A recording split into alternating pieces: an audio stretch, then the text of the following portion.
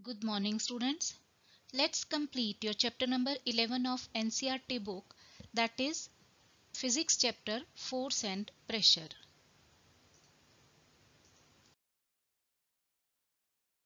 In the previous videos, we have discussed about force. Now we will discuss about pressure in details.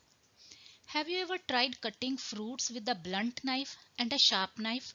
Which is easier? Of course, with the sharp knife. A sharp knife is pointed, which has smaller area than a blunt knife. It means the area over which the force is applied plays an important role in performing the tasks easier.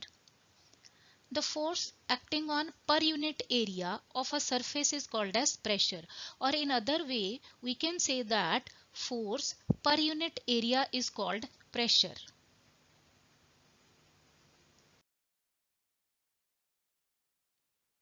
We can measure the pressure by using the given formula. Pressure is equal to force upon area. As you know that force is measured in Newton and area is measured in square meter. Thus, pressure is always equal to Newton per square meter. SI unit of pressure is Pascal, and from the above formula we can say that pressure is directly proportional to the applied force but indirectly proportional to the area of the contact. That is the reason why bags are provided with the broad straps, not with the thin straps. Tools meant for cutting like knives always have sharp edges. Whenever we put the nail into a wooden board, the pointed end of the nail is always kept at the front of the surface so that it can be inserted inside the wooden board easily.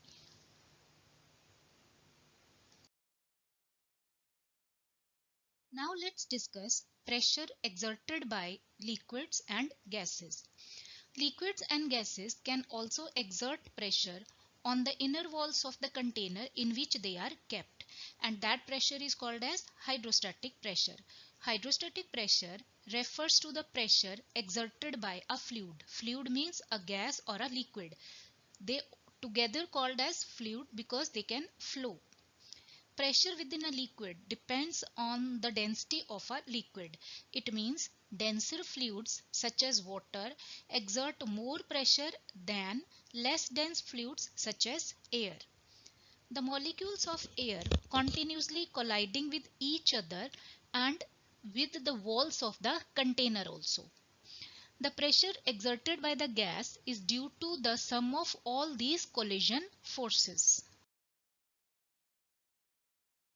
With the help of some activities, let's discuss pressure exerted by liquids. Activity 1, to prove that liquids exert the pressure at the bottom of the container. As we all know that all the liquids have some weight. When a liquid gets filled inside a container, it exerts pressure at the bottom of the container. To do this activity, attach a balloon with the transparent glass tube. Fill the glass tube with some water and hold the glass tube at the middle as it is shown in the figure. It makes the balloon bulge a little. Put some more water in the glass tube. What will happen? It will make the balloon bulge even more. Bulging of the balloon shows that liquid exerts pressure at the bottom of the container in which these are kept. Also, when there is more liquid, more pressure is exerted at the bottom.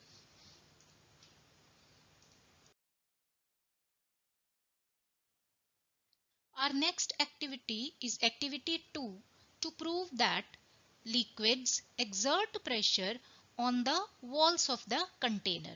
To do this activity, take a plastic bottle, drill a hole near the bottom of the bottle. Fix a cylindrical glass tube in that hole as shown in the figure. Make sure that water does not leak from the joint where you have attached the glass tube. If there is any leakage, fix that leakage with the molten wax. Now cover the mouth of the glass with the balloon.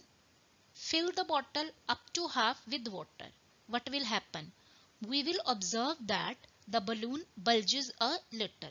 Now pour some more water in the balloon and observe the changes. It makes the balloon bulge even more. Bulging of the balloon shows that liquid exerts pressure on the walls of the container, and when there is more liquid, more pressure is exerted by it.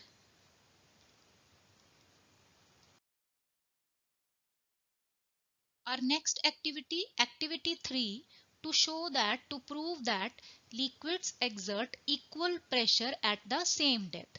To perform this activity, take an empty plastic bottle and drill 4 holes around the bottom of the bottle. All the holes should be at same height from the bottom of the bottle as it is shown in the figure. Now fill the bottle with some water, and we will observe that water starts flowing out of the holes very quickly, and streams of the water coming out of these holes fall at the same distance from the bottle. This shows that liquids exert equal pressure at the same depth and on the sides of the container as well.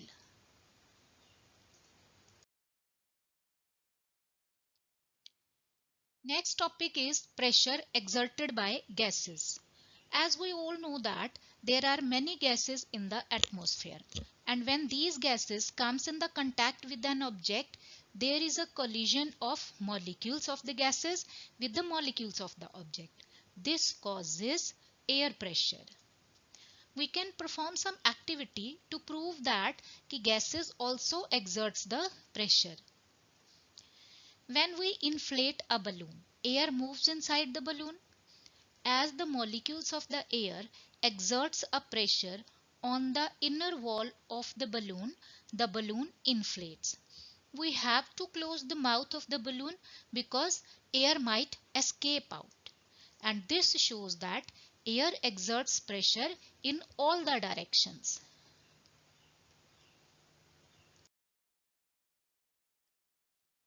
Let's discuss one another activity to prove that air exerts pressure. You all may be familiar with this. When air is filled into a bicycle tire by using a pump, the tire tube gets hard. Why? Because of the pressure exerted by the air on the inner wall of the tube of your bicycle. And if the bicycle tire gets punctured, the air escapes out very quickly. This shows that air has some pressure and gases exert the pressure on the walls of their containers.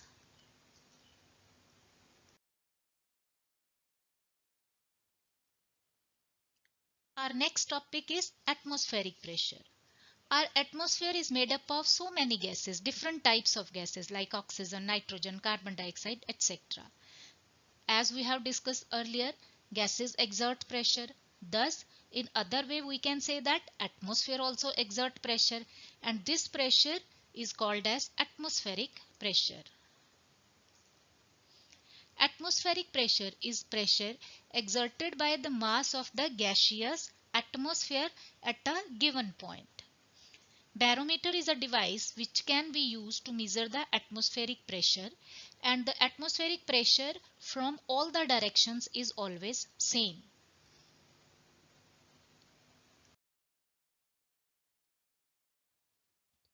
To demonstrate atmospheric pressure, let's perform an activity. Take a rubber sucker which can be easily available at your home. Press it on a smooth plain surface. What will happen? When you will press the rubber cup, most of the air between the rubber cup and the surface escapes out. And this is the reason the sucker sticks to the surface, because atmospheric pressure is acting on it. Now try to pull out the rubber cap. To pull out the rubber cap, the applied force, that is muscular force, should be large enough to overcome the atmospheric pressure. In other way, we can say that your muscular force should be greater than the atmospheric pressure to pull out the rubber cap.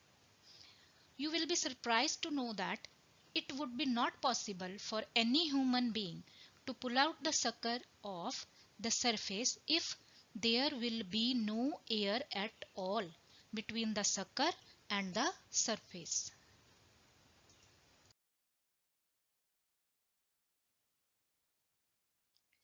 The magnitude of atmospheric pressure is 10 raised to the power 5 pascals.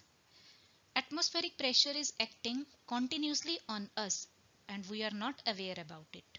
So the question arises, why are we not crushed under the atmosphere? The air particles around us exert some amount of pressure on the body continuously, but same amount of pressure is exerted back by the inside of our body. Thus, pressure inside our bodies is equal to the atmospheric pressure and it cancels the pressure from the outside, and that is the state of equilibrium.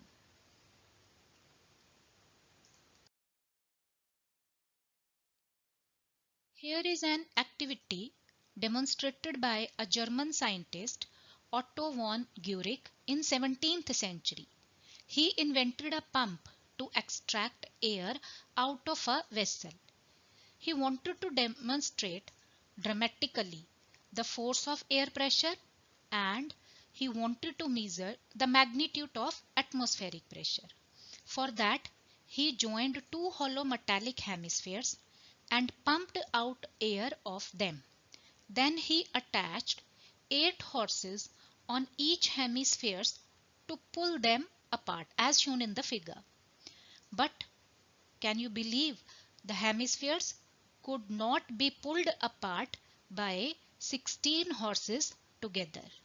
So in that way the tremendous force that air pressure exerts was thus first demonstrated in 17th century. That's all children. Let's take a quick review of our chapter. Force is a push or a pull. To apply a force, interaction between objects and source of force is necessary. Two or more forces on the same object can be applied in the same direction or opposite direction. It can change speed and direction of a moving object. There are two types of forces. Force that comes into action after the interaction between the object is called as contact force. Contact force works on the point of contact. Muscular force, friction force are two types of contact force. Forces that comes into action without interaction between the two objects is called non-contact force.